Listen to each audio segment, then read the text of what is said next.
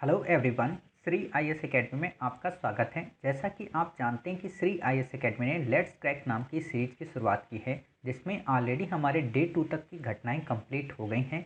ये हमारा डे 3 है। इसमें हम देखेंगे कि सीसेट के अंतर्गत जो हम ब्लड एंड रिलेशन के टॉपिक को कवर कर रहे थे, तो उसमें विगत वर्षों में आए हुए प्रश्न कैसे थे, उनको किस तरीके से सॉल्व करना था, और जब हम सॉल्व कर लेंगे तो हमें ये पता चलेगा कि हमने अपने प्रीवियस 2 पार्ट में जो सीसेट के संबंध में जो जानकारी ली है ब्लड एंड रिलेशन की, वो काफ़ी उपयोगी है और बिल्कुल उसी स्तर के यूपीएससी हमसे प्रश्न पूछती है और आप काफ़ी सहजतापूर्वक उसे सॉल्व कर सकते हैं।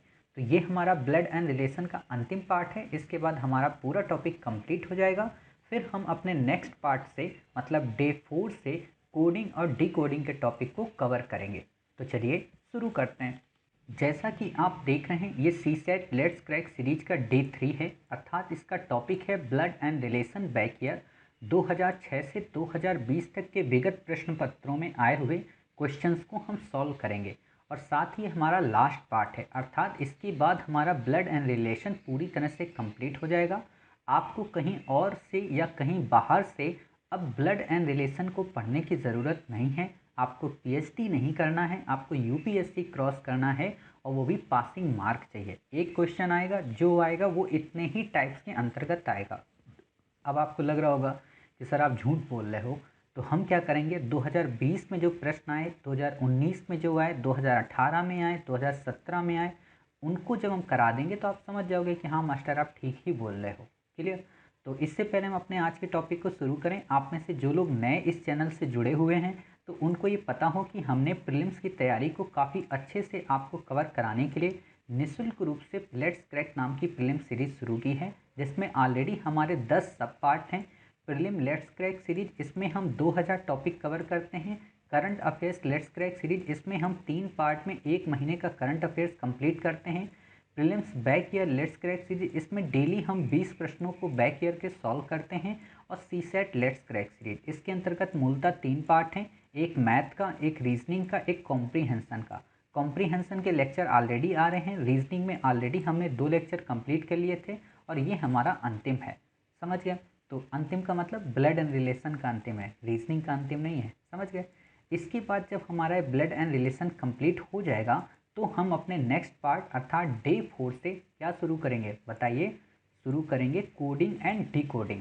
मतलब हम बिल्कुल सरल से शुरू करेंगे, उन प्रश्नों को करेंगे जिस पे यूपीएससी क्वेश्चन ज़्यादा पूछती है। फालतू की बातें नहीं पढ़ना। वैसे भी मैंने आपको टारगेट 50 दिया है कि 50 क्वेश्चन हम आपके सही कराएंगे, तो 50 ही कराने हैं, ज़्यादा 80 के दिमाग नहीं लगाना है। चलिए, आज का जो पहला क्वेश्चन है काफ़ी अच्छा है, 2020 की परीक्षा में आया है, मतलब विगत 6 से 4 महीने पहले का प्रश्न पत्र है। समझ गए। आप लोगों को ये नहीं लगना चाहिए कि अरे मास्टर आप इस साल का करा के दिखाओ तो जाने। तो हम भाई इसी साल का आपको करा के दिखाते हैं, ताकि आप जान जाओ कि हाँ सच में क्वेश्चन बिल्कुल वैसे ही आए हैं। काफ़ी बड़ा क्वेश्चन है दिखने में, बट उतना ही सरल क्वेश्चन है करने में। आप कह रहे होगे सर ऐसी कैसी बातें आप बोल देते हो, तो देख लेते हैं भाई।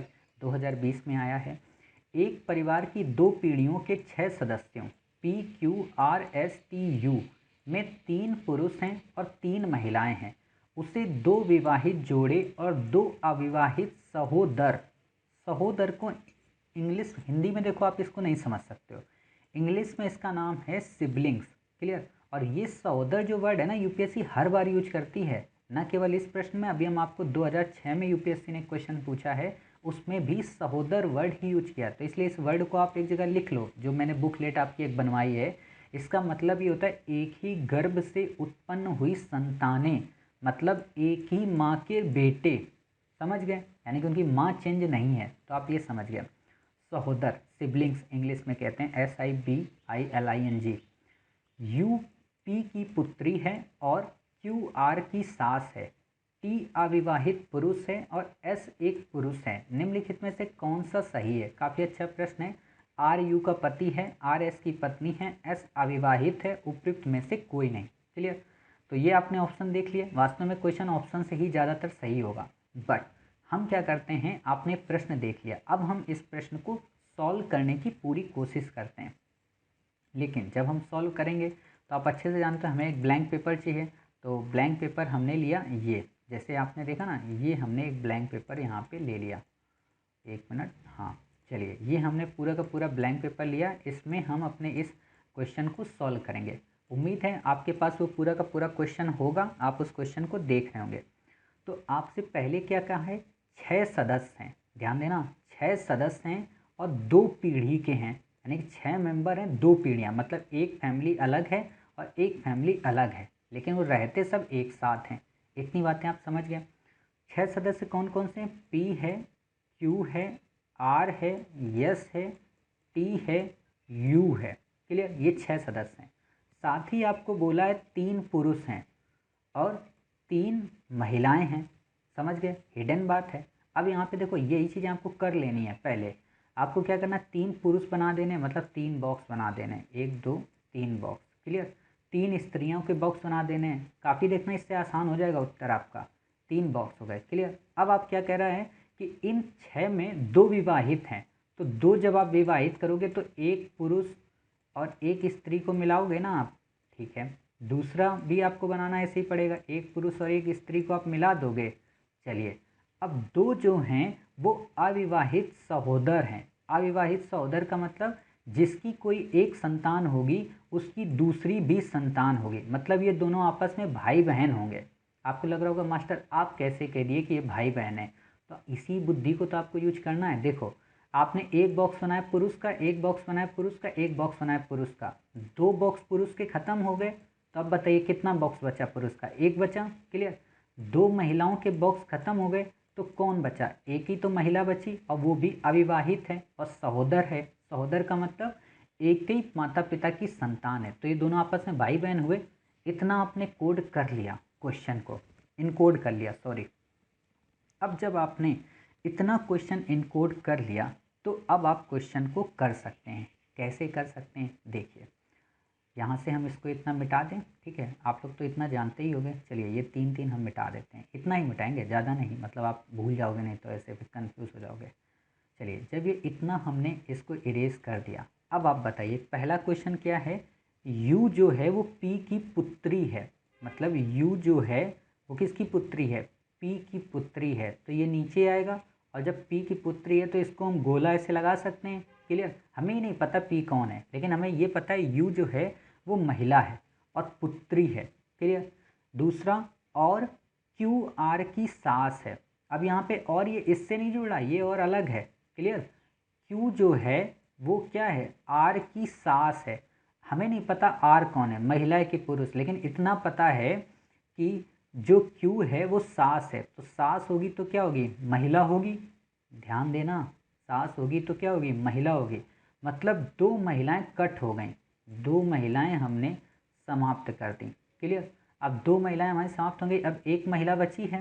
क्लियर, तो अब देखना है 1 महिला कौन होगी। चलिए आगे देखते हैं, टी अविवाहित पुरुष है, मतलब देखो ये 2 तो पुरुष तो हो गए विवाहित, यहाँ पे कोई एक बच रहा था जो अविवाहित होगा, तो ये कौन आएगा, ये वास्तव में आएगा टी अविवाहित। क्यों, क्योंकि ये तो विवाहित पुरुष है ना, तो ये टी होगा, हिडन है। आप इतनी बातें समझ गए। अब टी जब अविवाहित पुरुष है तो हम टी को कैसे रिप्रेजेंट कर सकते हैं, टी को हम ऐसे रिप्रेजेंट कर सकते हैं इस बॉक्स के अंदर बंद करके।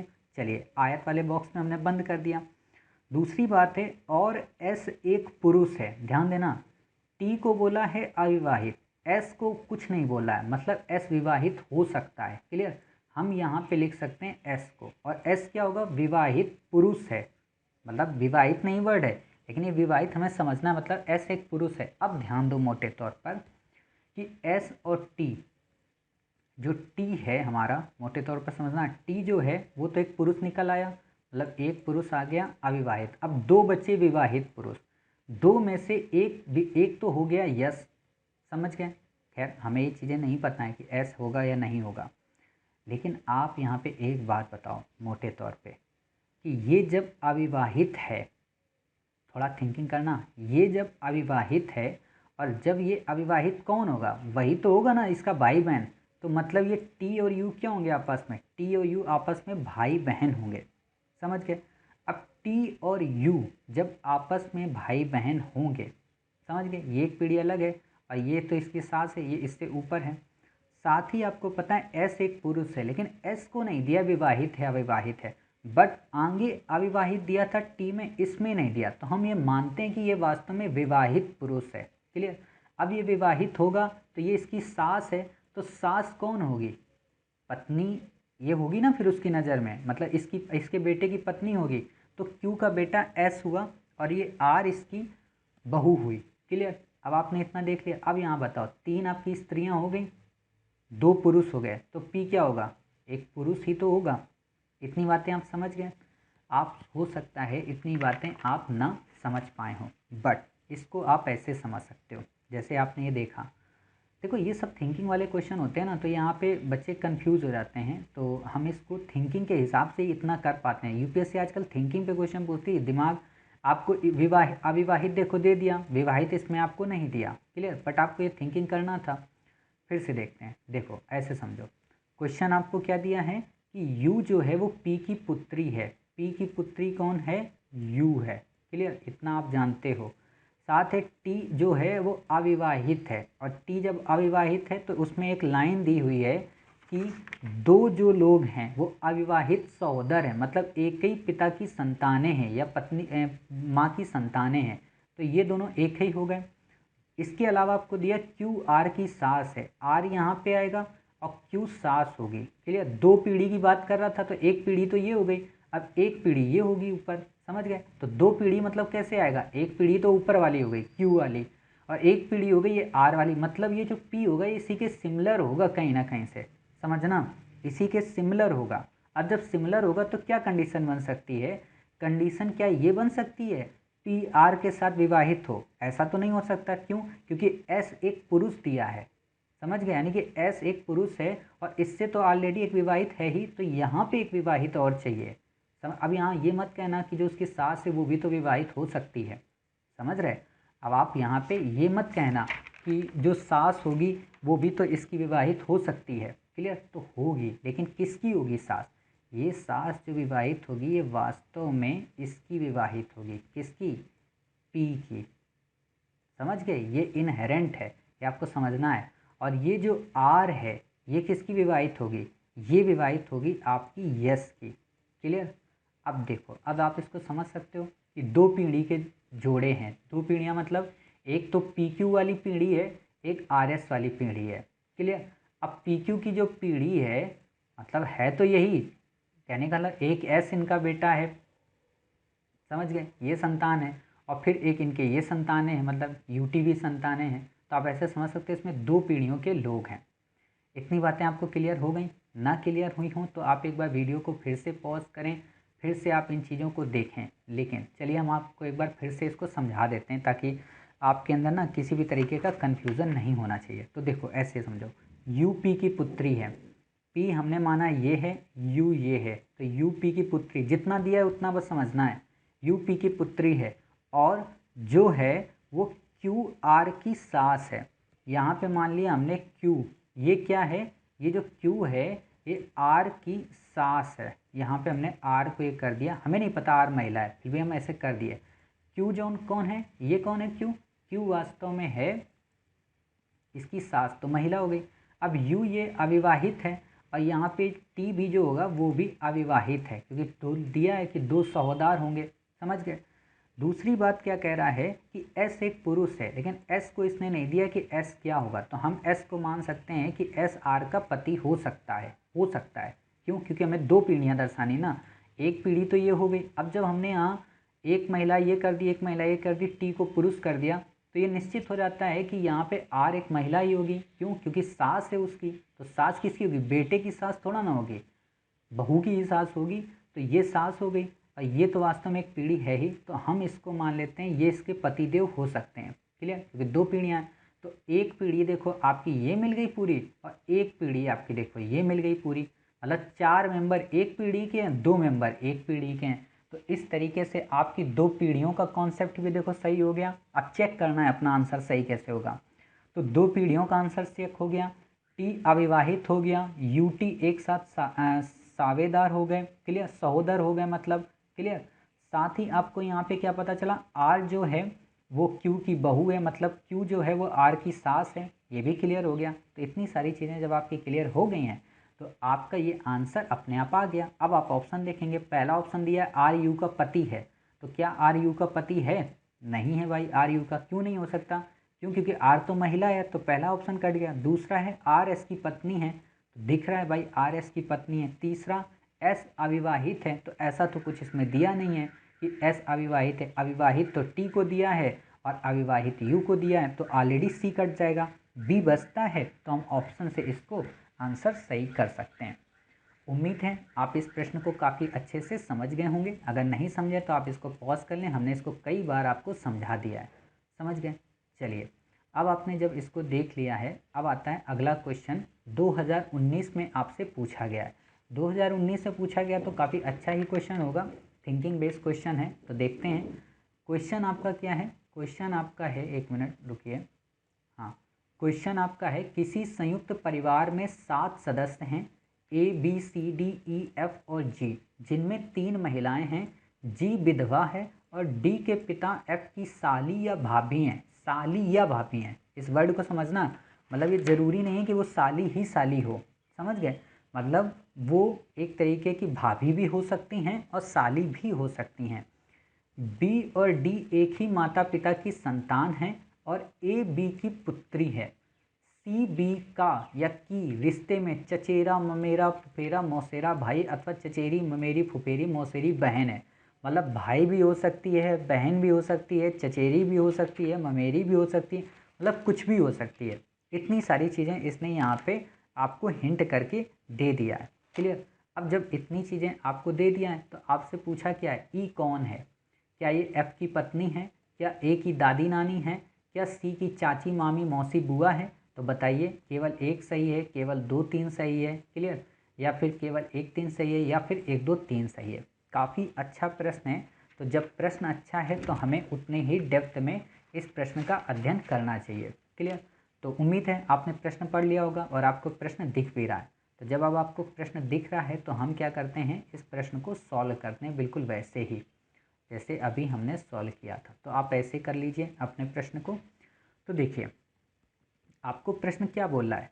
आपको प्रश्न बोला है कि इसमें 7 सदस्य हैं, यानी कि 7 मेंबर हैं। कौन कौन से 7 हैं? ए है आपका, बी है, सी है, डी है, ई है, क्लियर, एफ है, जी है, ये जी हैं, ठीक है। ये 7 मेंबर हैं आपके। देखो, पहले आप ऐसे इन्फॉर्मेशन रफ पेज में लिख लिया करो छोटी छोटी करके, और पेंसिल से रफ पेज में काम किया करो। आपको वहाँ पे रफ पेज देते हैं, समझ गए? मतलब जो पेपर बुकलेट होती है उसी के पीछे रफ पेज होता है। अब इसमें कहा है कि 3 महिलाएं हैं, तो हम 3 महिलाओं के गोले बना देते हैं, समझ गए? अब आपको ये बुद्धि लगानी है, जब 7 लोग हैं 3 महिलाएं, तो पुरुष कितने होंगे इसमें? बोलिए, 4 पुरुष होंगे, क्लियर? तो हमने ये 4 पुरुष इसमें ऐसे बना दिए, आयत वाले डब्बे बन गए। अब बात आती है, जी जो है वो विधवा है। जी है वो विधवा है, मतलब एक महिला है जी, ये एक विधवा है, मतलब इसकी शादी नहीं हुई है। शादी हुई थी मतलब, लेकिन इसके पतिदेव मर गए हैं, क्लियर? ए जो है वो बी की पुत्री है, ध्यान देना, मतलब ए बी जो है वो क्या है, एक महिला है, क्लियर? तो आप समझिए ए बी की पुत्री है। अब बचा कि एक कौन महिला है, एक ये हमें महिला पता करनी है। अब जब एक ये महिला पता हो जाएगी तो बाकी तो हमें सब पता चल जाएंगे, इतने सारे पुरुष हैं। अब जैसे इसमें पुरुष कौन कौन हो सकते हैं, थिंक करो आप। इसमें पुरुष हो सकता है, बी हो सकता है, सी हो सकता है, डी हो सकता है, ई हो सकता है, एफ हो सकता है। इन 5 में से कोई भी 4 पुरुष हो सकते हैं। तो अब हम इनको अध्ययन करते हैं। तो देखो, काफ़ी सिंपल से आपको बनाना है। क्वेश्चन आपका क्या है, क्वेश्चन आपने देखा होगा ना, तो क्वेश्चन को पढ़ते जाइए और प्रश्न को सॉल्व करिए। क्वेश्चन आपको दिया है क्या, कि जो जी है वो विधवा है, क्लियर, और डी के पिता एफ की साली हैं। तो यहाँ पे हम ऐसे करते हैं डी, क्लियर। इसके जो पिता हुए हमें नहीं पता, पिता कौन होंगे, जेंट्स ही होंगे, क्लियर। पिता जो हैं एफ की साली व भाभी हैं, डी के पिता जो हैं वो कौन है बताइए, एफ हैं, क्लियर। इनकी साली या भाभी हैं, क्लियर। बी और डी, बी और डी एक ही माता पिता की संतान है, बी और डी एक ही माता की पिता की संतान है। अब जो जी को बता रहा है यहाँ पे रिश्ता, आप समझ रहे हो ना, या तो वो जी इनकी साली है या तो इनकी भाभी है, ठीक है। तो हम ये मान रहे हैं यानी कि जी एक लेडीज है, क्लियर। फिर आता है और ए बी की पुत्री है, ए बी की पुत्री है तो ये भी एक महिला हो गई, वो भी एक महिला है। साथ ही सी बी का रिश्ते में चचेरा ममेरा मौसेरा भाई या बहन है, मतलब हमें सी का नहीं पता तो सी को हमने यहाँ पे लिख दिया, नहीं पता ये महिला है कि या फिर ये जेंट्स है। क्लियर, हमें नहीं पता। लेकिन आप देखिए एक बात यहाँ पे जो बात कही गई है वो क्या कही गई है, आपको थिंकिंग करना है कि अगर ये जेंट्स है एफ, क्लियर, तो इसकी कोई एक पत्नी होगी, वो एक महिला होगी, समझ गए। अब वो महिला कौन होगी बताइए, वो महिला होगी यहाँ पे ई। क्यों ई होगी आप यहाँ समझ सकते हो, क्यों, क्योंकि आपसे क्वेश्चन में दिया है जी विधवा है, मतलब इसका जो पति था वो अब नहीं है। क्लियर, अब ये इसका पति नहीं है। साथ ही एफ की साली या भाभी है, मतलब एफ की भाभी जी दिख ही रही हैं। क्लियर, डी के पिता हैं, डी के पिता जब एफ हैं तो डी की माता भी तो कोई होंगी, तो माता ई हैं, ये इनहेरेंट हो गया। क्यों, क्योंकि इसमें तीन आपको महिलाएं दिखानी, ए बी ये तीन महिलाएं हैं, और जबकि यहाँ पे ई आपको पुरुष दिया है। क्लियर, बी और डी एक ही माता पिता की संतान हैं, बी और डी एक ही माता पिता की संतान है, यहाँ पे नहीं दिया है कि ये पुरुष हैं या महिला हैं। क्लियर, आपको इतनी बातें समझ में आ गई। अब जब इतनी बातें समझ में आ गई तो अब आप यहाँ पे देखिए सी कौन हो सकती है। आपसे पूछा ई कौन है, एफ की पत्नी है क्या ई, तो आपको पता है बिल्कुल सही बात है, एफ की पत्नी है ई। दूसरा ए की दादी है क्या, तो हाँ ए की दादी है। तीसरा सी की चाची है क्या, तो बिल्कुल, जब भाई की वो है तो ये इनकी चाची ही तो हुई। क्लियर, भाई की जो वाइफ हैं तो वो चाची ही हुई, तो ये सी की चाची हुई। तो इस तरीके से आपने देख लिया कि आपको बस इतना ही समझना है। अब यहाँ पे एक महिला ई हो गई, एक महिला ए हो गई, एक महिला जी हो गई, तो अपने आप समझ सकते हो कि सी क्या होगा, सी एक तरीके का भाई ही होगा। क्लियर, तो ये उत्तर आपको समझ में आ गया होगा, उम्मीद है। आप इसको पॉज करें वीडियो को, फिर से आप देखें, आपको चीज़ें अच्छे से समझ में आ जाएंगी। चलिए, ये क्वेश्चन भी आपका कंप्लीट हो गया। ये देखिए, ये हमने ऑलरेडी आपको करा दिया है, तो आप देख सकते हैं, मैप को समझ सकते हैं। अब आता है आपका अगला क्वेश्चन, 2019 में यूपीएससी ने पूछा है।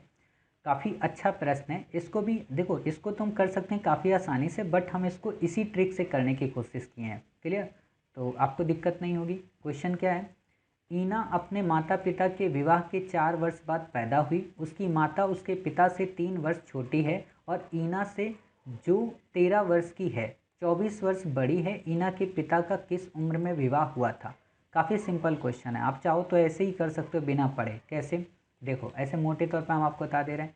ईना अपने माता पिता के विवाह की 4 वर्ष के बाद पैदा हुई। क्लियर, 4 वर्ष के बाद पैदा हुई और ईना की उम्र कितनी बता रहा है, 13 वर्ष। क्लियर, 13 वर्ष है। और क्या है कि उसकी माता उसके पिता से 3 वर्ष छोटी है और ईना से जो 13 वर्ष की है 24 वर्ष बड़ी है। मतलब 13 वर्ष की ये है, 4 वर्ष बाद पैदा हुई, तो 13 4 17 हो गया, समझ गए। अब 17 वर्ष किसकी उम्र हो गई बताइए, 17 वर्ष उम्र हो गई किसकी, ईना की। एक हिसाब से, किसके हिसाब से, उसकी माँ के हिसाब से। उसकी माँ के हिसाब से जब उसकी उम्र 17 वर्ष हो गई है तो आप आसानी से निकाल सकते हो। कैसे निकाल सकते हो आप ऐसे निकालिए। देखिए, इसको हम सॉल्व करते हैं बिल्कुल सिंपल तरीके से। तो ये 17 वर्ष आपको यहाँ पे बताया है, समझ गए, माँ की उम्र। यहाँ पे क्वेश्चन एक देखिए है लाइन कि उसकी माता उसके पिता से 3 वर्ष छोटी है और ईना से जो 13 वर्ष की है 24 वर्ष बड़ी है। मतलब ईना से 24 वर्ष बड़ी है, तो आप सोच सकते हो कि ईना की उम्र 13 वर्ष है तो 24 वर्ष ये बड़ी हुई तो कितने वर्ष की हो गई होगी। समझ गए, नहीं समझ पाए होगे आप, नहीं समझे। देखो क्या कह रहा है, 24 वर्ष बड़ी है और ईना की उम्र कितनी है, 13 वर्ष है। क्लियर, अब 13 वर्ष ईना की उम्र है, 24 वर्ष बड़ी है, तो टोटल कितनी हो गई, टोटल हो गई 37 वर्ष। ठीक है, तो ऐसे आपको पता चल गया कि 37 वर्ष उसकी माँ की है। फिर आप यहाँ पे देखो एक बात और कह रहा है कि उसके पिता से 3 वर्ष छोटी है। कौन, माँ छोटी है, तो पिता की उम्र कितनी हो गई, पिता की उम्र हो गई 40 वर्ष। क्लियर, अब यहाँ पे एक बात देखो, ईना के पिता का किस उम्र में विवाह हुआ था। काफ़ी अच्छा क्वेश्चन है कि ईना के पिता का किस उम्र में विवाह हुआ, तो आप बताइए ईना के पिता की उम्र कितनी थी, 40 है इस समय। क्लियर, ईना 13 साल की थी, ईना 4 वर्ष के बाद पैदा हुई। क्लियर, यहाँ पे +4, तो कहने का मतलब क्या, 17 साल ईना की टोटल हो गई, मतलब 40 माइनस 17, अर्थात विवाह के समय इनके पिता की उम्र कितनी थी, 23 वर्ष। ऐसे हो गया सिंपल क्वेश्चन। आप चाहो तो ऐसे कर सकते हो। ये स्थिति तब बनेगी जब आप कई बार प्रैक्टिस कर चुके हो, बट हम इसको करेंगे बिल्कुल वैसे ही। कैसे, हम पिता को ऐसे दर्शाएंगे, माता को गोल से वृत्त से दर्शाएंगे, और ईना को वृत्त में एक छोटा सा वृत्त और एंटर कर देंगे। क्लियर। और फिर हम आप इसको सॉल्व करेंगे। कैसे सॉल्व करेंगे, तो आप देख सकते हो हमने क्या बताया कि जो माँ की उम्र है, क्वेश्चन क्या था, माँ की जो उम्र थी वो उस समय किससे 3 वर्ष कम थी, किससे, पिता से। तो ये पिता का सिंबल है, 3 वर्ष कम थी। साथ ही जो पिता की उम्र थी वो क्या होगी, 3 वर्ष ज़्यादा होगी। समझ गए। साथ ही आप ऐसे देख सकते हो कि विवाह के समय 4 वर्ष के बाद पैदा हुई थी कौन, ईना। क्लियर। अब यहाँ पे ऐसे आप निकाल सकते हो, ये चीज़ें आप समझ रहे हो। 13 वर्ष किसकी उम्र है, ईना की। तो माता की उम्र कितनी हो गई, 13 प्लस 24। अब आपको लग रहा होगा सर ये 24 कहाँ से आ गया, आपको लग रहा होगा ना कि ये 24 कहाँ से आ गया। तो आप यहाँ पे ये देखो ना कि यहाँ पे ऑलरेडी इसने दे दिया है, जो 13 वर्ष की 24 वर्ष बड़ी है, कौन, माँ से बड़ी है। क्लियर। तो आप ऐसे इसको कर सकते हो, 24 वर्ष बड़ी, तो 37 वर्ष माँ की आ गई। फिर आप पिता की ऐसे निकाल सकते हो, विवाह के समय ईना की पिता की उम्र, तो ईना की प्लस 4 वर्ष बाद पैदा हुई, माइनस ऐसे कर दोगे, तो आपका ये उत्तर आसानी से निकल आएगा। क्लियर। आपको समझ आ गया होगा। काफ़ी अच्छा प्रश्न है, मतलब कोई दिक्कत नहीं है इसमें। चलिए फिर भी हम आपको बता देते हैं एक बार, नहीं तो आप कहोगे मास्टर आपने इसको जल्दी जल्दी ख़त्म कर दिया। तो देखो हमने क्या पढ़ा, जो ईना के पिता हैं उनका विवाह हुआ ईना की माँ के साथ, और विवाह के 4 वर्ष के बाद ईना हुई। क्लियर। और ईना की इस समय जो उम्र है वो 13 वर्ष है। क्लियर। 13 वर्ष इस समय ईना की उम्र है। माँ जो है वो वास्तव में ईना से 24 वर्ष बड़ी है, समझना, 24 वर्ष बड़ी है, 13 वर्ष इसकी उम्र है। तो टोटल माँ की उम्र कितनी हो गई, 37 वर्ष हो गई। क्लियर। अब बात आती है 37 वर्ष जब माँ की उम्र है, तो माँ ईना के पिता से 3 वर्ष छोटी थी। माँ ईना के पिता से 3 वर्ष छोटी थी, तो ईना के पिता की उम्र कितनी हुई होगी, 3 वर्ष छोटी, मतलब पिता अगर 40 के हुए होंगे तभी तो ईना की माँ 37 की हुई होगी। तो पिता जब 40 के हो गए, अब ध्यान दो, पिता 40 के कब हैं, जब ईना हो चुकी है। ईना कब हुई थी, शादी के 4 वर्ष के बाद। ईना की वर्तमान में उम्र कितनी है, 13 वर्ष, यानी कि 13 4 17, 40 माइनस 17। क्लियर। कितने हो गई पिता की उम्र उस समय, विवाह के समय 23 वर्ष। क्लियर। ये तो पिता की निकल गई, आंसर आपसे यही पूछा है। बट अगर आपकी माता की पूछते हैं तो यहाँ पे बिल्कुल वैसे ही कर दोगे, 37 माइनस 13, ईना की उम्र 4 वर्ष बाद ये पैदा हुई, तो इनकी कितनी हो गई बताइए, 20 वर्ष। क्लियर। मतलब 23 वर्ष के पिता थे इनके, 20 वर्ष की इनकी माता थी। अब इसको ऐसे आप आंसर चेक किया करो। कैसे चेक करोगे आप, देखो ऐसे ही चेक किया करते हैं, आंसर उसी समय चेक हो जाता है। 20 वर्ष की माता थी, 23 वर्ष के पिता थे। क्लियर। देखो 23 वर्ष के पिता थे, 20 वर्ष की माता थी, दोनों का विवाह हुआ, 4 वर्ष तक कोई संतान नहीं की। 4 वर्ष के बाद, समझ गए, ईना का जन्म हुआ, और आज ईना 13 साल की हैं। तो आज इनकी उम्र कितनी होगी, तो 23 4 कितना हुआ, 27, 27 और 13 कितना हुआ बताइए, 40 वर्ष पिता की उम्र हो गई। इसमें 20 साल की जब वो थी, 4 वर्ष बाद विवाह, 4 वर्ष बाद बच्ची का जन्म हुआ, 13 4 17, 17 और आज 13 साल की ये हैं, सॉरी 20 4 24, 24 और 13 37। क्लियर। तो आपको दिख गया, 37 की माँ हुई, 40 के पिता हुए आज के। ऐसे आप चेक भी कर लिया करो आंसर, समझ गए। तो उम्मीद है आपको ये क्वेश्चन काफ़ी अच्छे से समझ में आ गया होगा। चलिए अब हमारा अगला क्वेश्चन है, काफ़ी अच्छा क्वेश्चन है 2018 का। ये भी उतना ही सरल क्वेश्चन है, मतलब टफ देखो कुछ भी नहीं होता है, सरल क्वेश्चन होते हैं सबके सब, बस हमें समझ में आ जाए तो। और इसमें भी जो मैं आपको बता रहा था ना, क्वेश्चन बिल्कुल वही है, सहोदर वाला। सहोदर मतलब जो था ना, सिबलिंग्स, उसका यहाँ पे उपयोग किया गया है। तो देखते हैं क्वेश्चन क्या है। लक्ष्मी, उसका भाई, उसकी पुत्री तथा उसका पुत्र बैडमिंटन खिलाड़ी हैं। एक युगल्स खेल प्रारंभ होने वाला है। पहले तो युगल्स का आप मतलब समझ जाओ। युगल्स का मतलब होता है ये बैडमिंटन का मैदान है। क्लियर। ये बीच का नेट है उसका जाल, एक और दो लोग इधर होंगे, दो लोग इधर होंगे, मतलब 4 लोगों का एक गेम है। क्लियर। तो लक्ष्मी, उसका भाई, उसकी पुत्री और उसका पुत्र, ये 4 यूनिट हो गए। तो आप समझ सकते हो खेल प्रारंभ करने वाले हैं, लेकिन इसमें कुछ शर्तें हैं। लक्ष्मी का जो भाई है उसकी पुत्री से नेट के पार ठीक सम्मुख खड़ा है। मतलब लक्ष्मी का जो भाई है, मान लो भाई ये है, वो इधर उसकी जो पुत्री है लक्ष्मी की उसके सामने खड़ा है।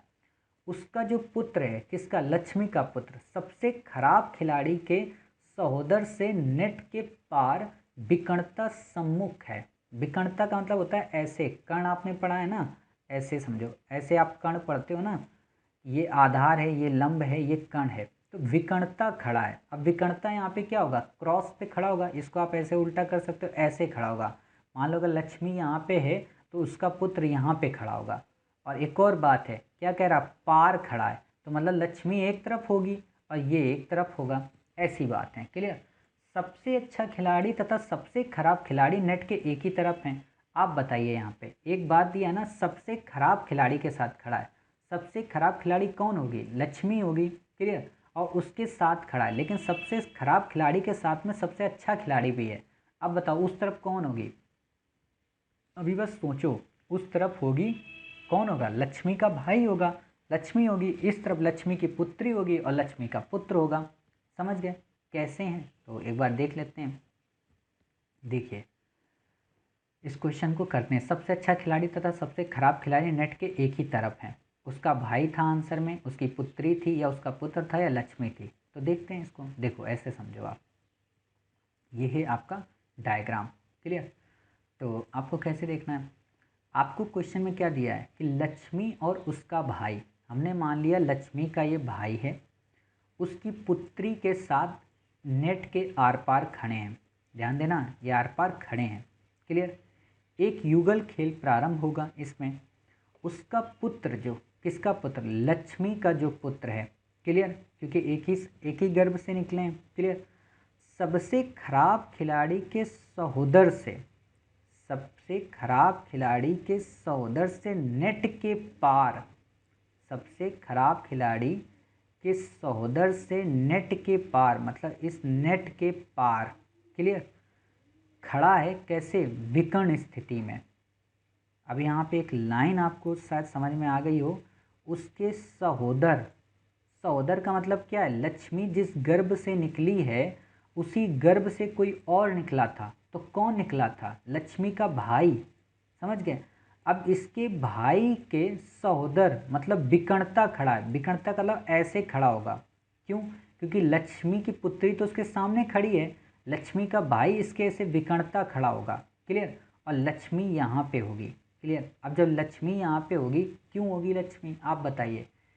क्योंकि लक्ष्मी की पुत्री तो ऑलरेडी उसके सामने थी और सहोदर के विपरीत खड़ा होना था नेट के पार, और वो भी विकर्ण स्थिति में। तो कौन होगा, उसका पुत्र ही होगा। जब उसका पुत्र यहाँ होगा, उसकी पुत्री यहाँ होगी, तो बचा कौन, लक्ष्मी। तो लक्ष्मी इधर हो गई। अब जब लक्ष्मी इधर हो गई तो यहाँ ध्यान देना, उसका पुत्र सबसे खराब खिलाड़ी, सबसे खराब खिलाड़ी भी कौन हुई, लक्ष्मी हुई।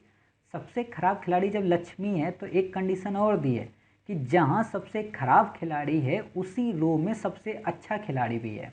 मतलब इस तरफ एक अच्छा और खराब हो सकते हैं या दोनों खराब हो सकते हैं, लेकिन यहाँ पे जो होगा एक सबसे अच्छा होगा, एक सबसे खराब होगा। तो सबसे खराब कौन है, लक्ष्मी। तो सबसे अच्छा कौन होगा, लक्ष्मी का भाई।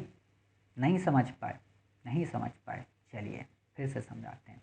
देखो आपसे क्वेश्चन पूछा है कि लक्ष्मी, उसका भाई, उसकी पुत्री तथा उसका पुत्र बैडमिंटन खिलाड़ी हैं। आप ऐसे समझो, लक्ष्मी का भाई, मान लो ये लक्ष्मी का भाई है, उसकी पुत्री से नेट के पार खड़ा है। ये नेट के पार खड़ा है, ये पूरा मैदान ऐसे बना दो पहले, ये ऐसे एक हमने मैदान बना दिया, इसके पार खड़ा है। ठीक है, पुत्री के साथ ही उसका पुत्र, किसका पुत्र, लक्ष्मी का पुत्र। यहाँ पे हम लक्ष्मी के पुत्र को बना दिए। ठीक है। सबसे खराब खिलाड़ी के सहोदर, सबसे खराब खिलाड़ी के सहोदर से नेट के पार, नेट के पार है लेकिन आमने सामने नहीं है। तो सबसे खराब खिलाड़ी कौन हो सकता है, लक्ष्मी हो सकती है।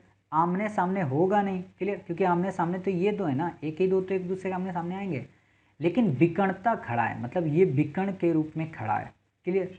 अब विकर्ण के रूप में खड़ा है, पार खड़ा है, तो सबसे खराब खिलाड़ी कौन हुआ, लक्ष्मी हुआ। क्यों, क्योंकि सबसे खराब खिलाड़ी के सामने तो है, लेकिन जो विकर्ण में खड़ा है वो इसका भाई है लक्ष्मी का। क्लियर? क्यों? सहोदर है, एक ही गर्भ से संतान है, तो आप ये समझ गए।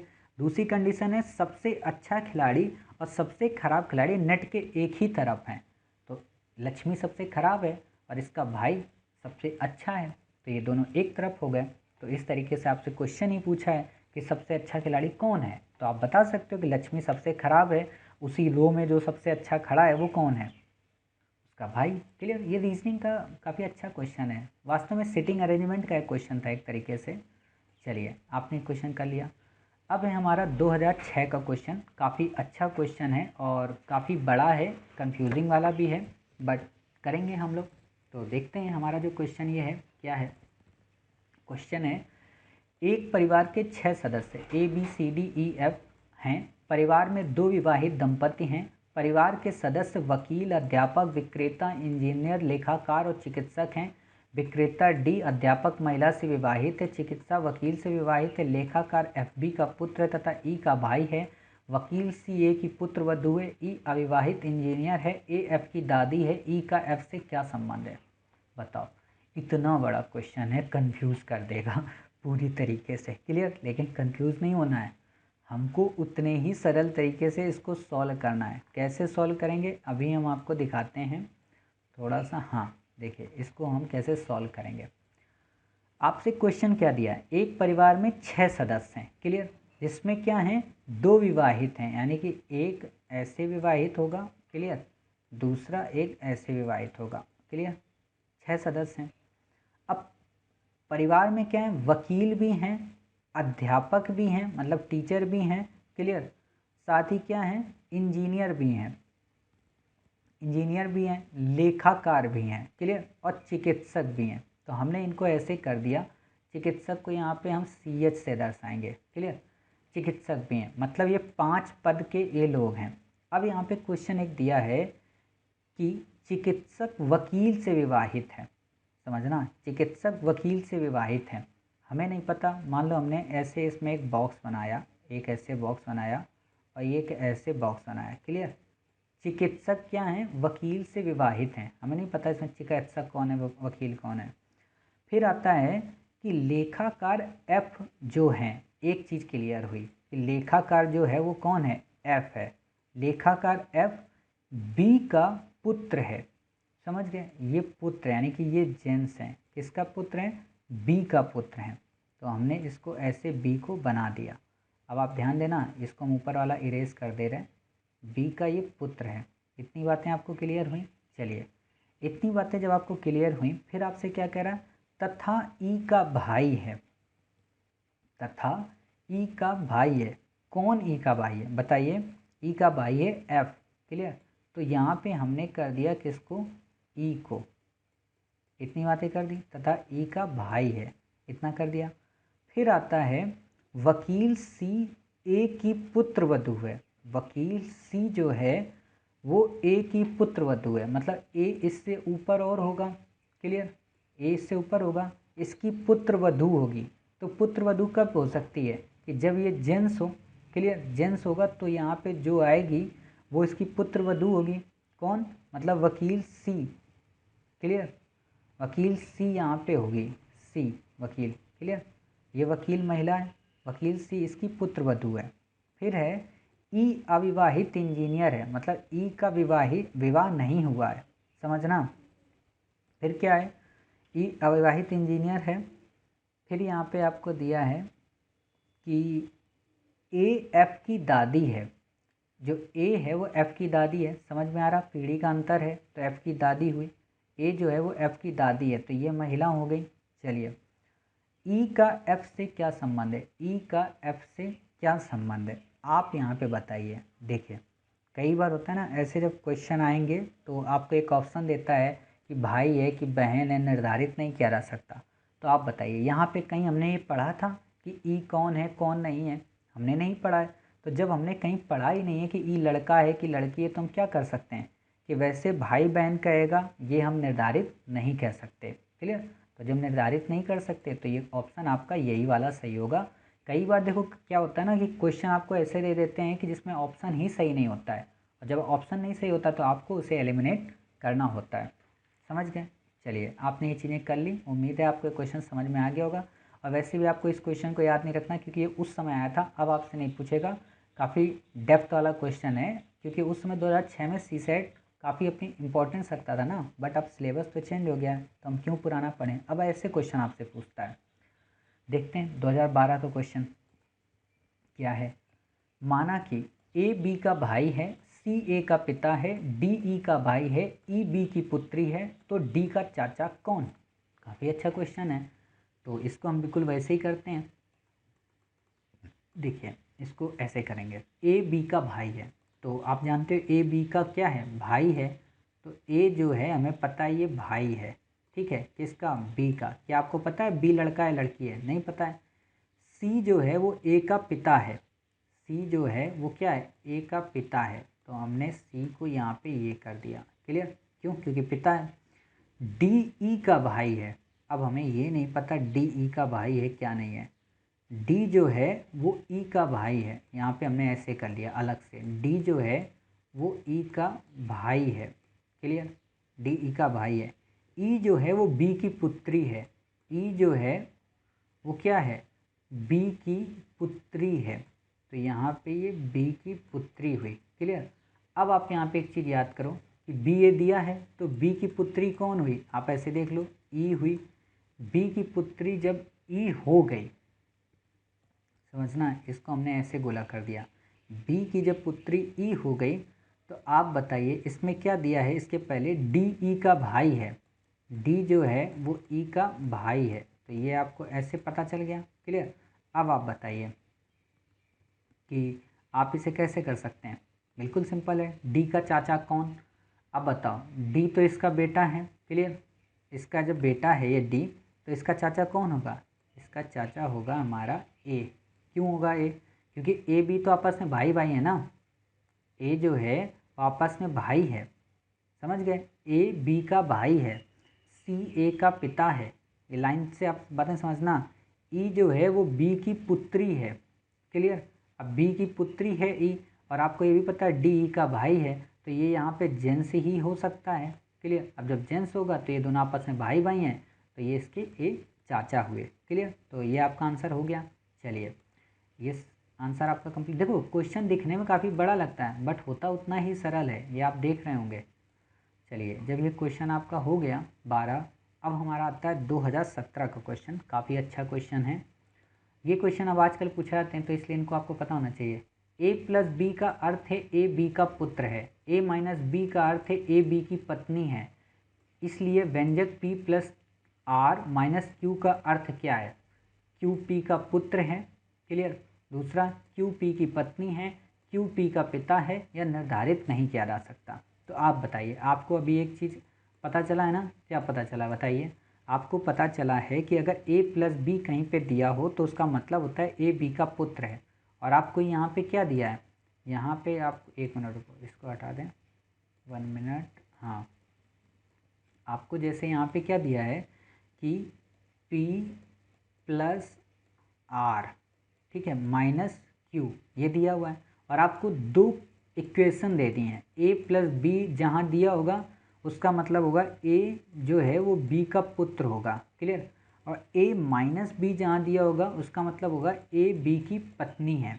क्लियर, तो इतनी बातें आपको पता है। तो अब बताओ, पी प्लस आर का क्या मतलब हुआ कि पी जो है वो क्या होगा, बी का पुत्र होगा, तो सॉरी आर का पुत्र होगा, पी क्या होगा, आर का पुत्र होगा। तो हमने यहाँ पे ऐसा कर दिया, पी जो होगा आर का पुत्र होगा। फिर क्या है, आर माइनस क्यू, मतलब आर जो होगी वो क्या होगी, क्यू की पत्नी होगी।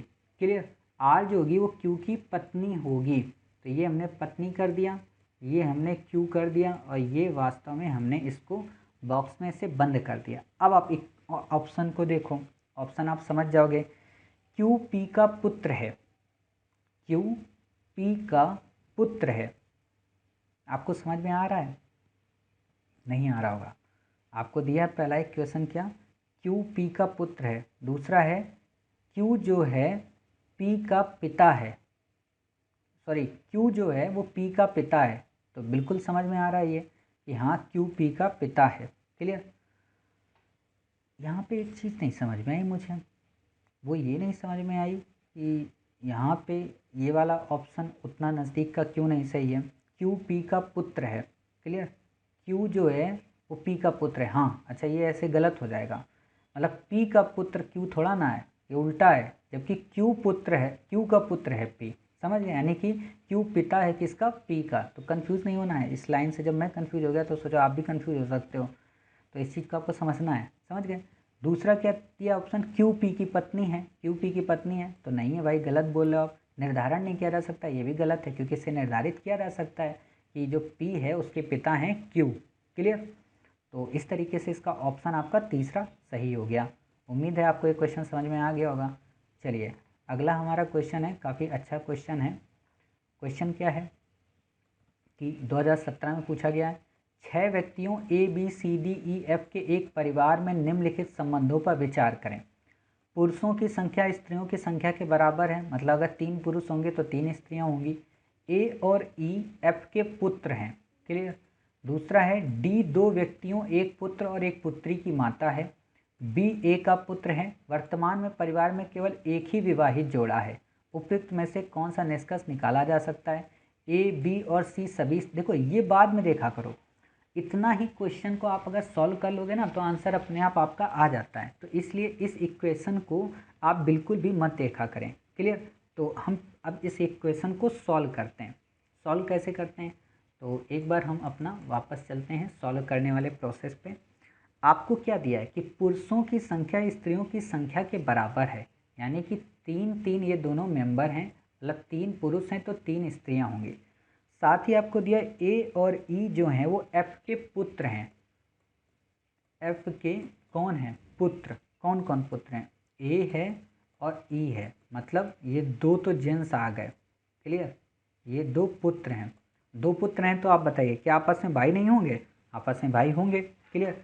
अब ए और ई जब इनके 2 पुत्र हैं किसके, एफ के। फिर आपसे पूछा डी जो है वो 2 व्यक्तियों एक पुत्र और एक पुत्री की माता है। डी जो है वो एक पुत्र और एक पुत्री की माता है, हमें नहीं पता। बी जो है वो ए का पुत्र है, बी जो है वो ए का पुत्र है। अब हमने बी को यहाँ पे ऐसे कर दिया, क्लियर। अब देखो 3 ये पुरुष आ गए ना। अब मोटे तौर पर आप समझ सकते हो, जब ये 3 पुरुष हो गए तो यहाँ पे महिला ये एफ होगी, डी भी जो होगी वो भी महिला होगी, और सी भी जो होगी वो भी महिला होगी, क्लियर। एक और बात यहाँ आपको दिया है कि डी 2 व्यक्तियों एक पुत्र और एक पुत्री की माता है। तो आप बताओ डी यहाँ पे महिला हुई, डी एक पुत्री की माता होगी और एक पुत्र की भी होगी, तो ये कैसे कॉन्सेप्ट क्लियर होगा। इसकी तो होगी नहीं, मतलब सॉरी यहाँ से तो नीचे से जुड़ेगा नहीं, यहीं से जुड़ सकता है कि यहाँ पे अगर हम डी को लिखते हैं कि डी एक पुत्र, मतलब एक पुत्र क्या हुआ, ए हो गया। एक पुत्री यहाँ पे कौन सी हो सकती है, एक पुत्री यहाँ पे सी हो सकती है, क्लियर।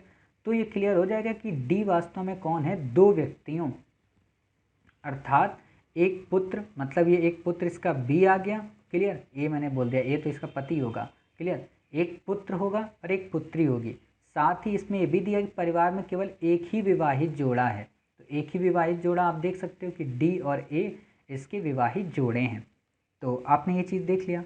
अब आपसे प्रश्न क्या पूछा है ऑप्शन में कि क्या निष्कर्ष निकाला जा सकता है, क्या ए बी और सी सभी स्त्रियां हैं।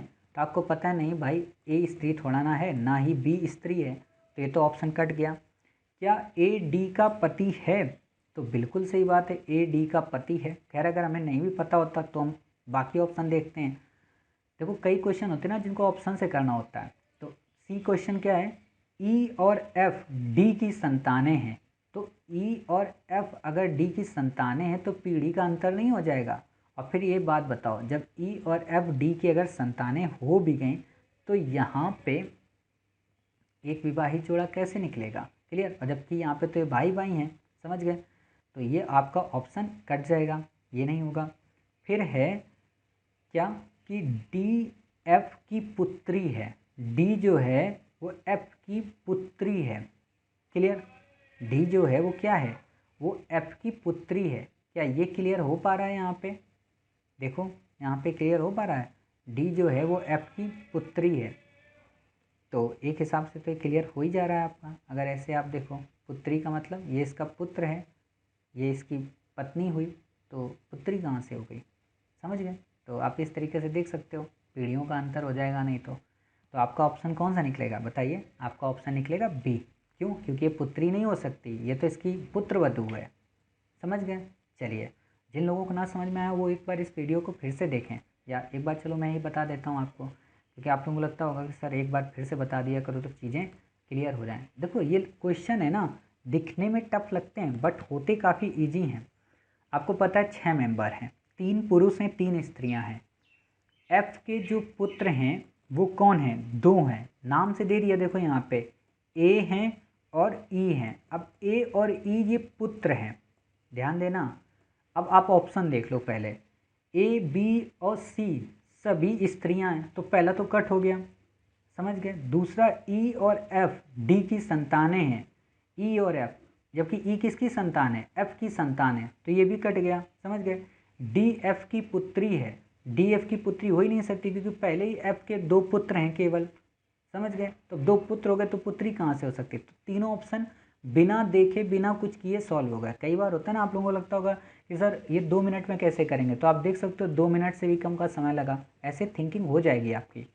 अब आप इसमें देख लो, डी 2 व्यक्तियों, एक पुत्र और एक पुत्री की माता है, वर्ड क्या दिया है? माता है, तो मतलब डी क्या हुई? एक स्त्री हुई, एक पुत्र की और एक पुत्री की, और साथ में एक विवाहित जोड़ा है, तो इसकी माता हो सकती है, तो मतलब इसकी पत्नी हो सकती है ए की।